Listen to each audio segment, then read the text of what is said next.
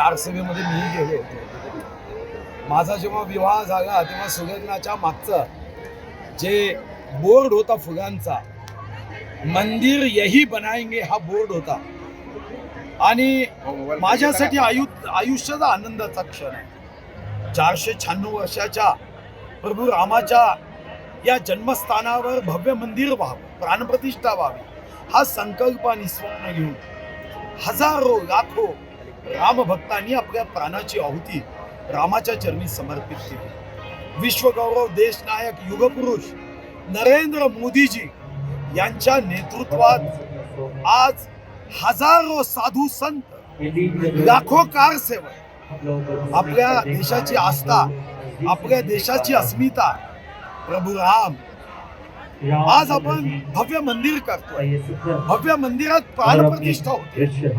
पण एक गोष्ट खरी आहे की चंद्रपूरकर आणि महाराष्ट्राची जनता सौभाग्यशाली आहे की या मंदिराचा प्रत्येक गर्भगृहापासून जे द्वार असेल, महाद्वार असेल, त्यासाठी या छत्रपती शिवाजी महाराजांच्या वीरभूमीतून माननीय मुख्यमंत्री एकनाथ शिंदे, माननीय उपमुख्यमंत्री देवेंद्रजी, माननीय उपमुख्यमंत्री अजितदादा यांच्या नेतृत्वामध्ये वन विभागाने चंद्रपूरहून काष्ट पाठवलं।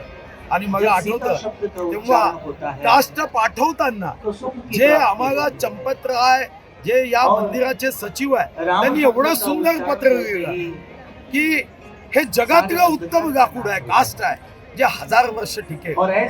आता याच मंदिराची जी आस्था आहे, आमचं जे नातं आहे, त्या नात्याला एक रामसेवा समर्पित करण्यासाठी आज ही राम ज्योतीचा यज्ञ आम्ही केला, जो गिनीज वर्ल्ड रेकॉर्ड मध्ये हा पहिला रेकॉर्ड होणार आहे। आणि आता आम्ही अटेम्प्ट केला, हा प्रयत्न केला। आता प्रभू राम या प्रयत्नाला उद्याची वाट आहे की प्रभू रामाचा आशीर्वाद प्राप्त व्हावा। राम सेविकांनी हा उत्सव केला। पहिली ज्योत आमच्या वाल्मिकी समाजाच्या बहिणींनी पाठवली, दुसरी रामज्योत केवट समाजाच्या बहिणींनी, तिसरी रामज्योत एका आमच्या मुस्लिम या देशात रामाची आस्था मनात घेऊन काम करणाऱ्या शानबाईंनी प्रज्वलित केली। अनुसूचित जातीची, अनुसूचित जमातीची बहीण असेल, आमची शीख बहीण असेल, जैन बहीण असेल, यांनी या ज्योती प्रज्वलित केल्या। आणि आज माझी धर्मपत्नी आणि मी स्वतः या कार्यक्रमात प्रभू रामाची भक्ती आणि रामज्योत ही सेवा समर्पित करण्यासाठी इथं आलो आहे। प्रभू रामानी महाराष्ट्राला भरभरून आशीर्वाद द्यावा।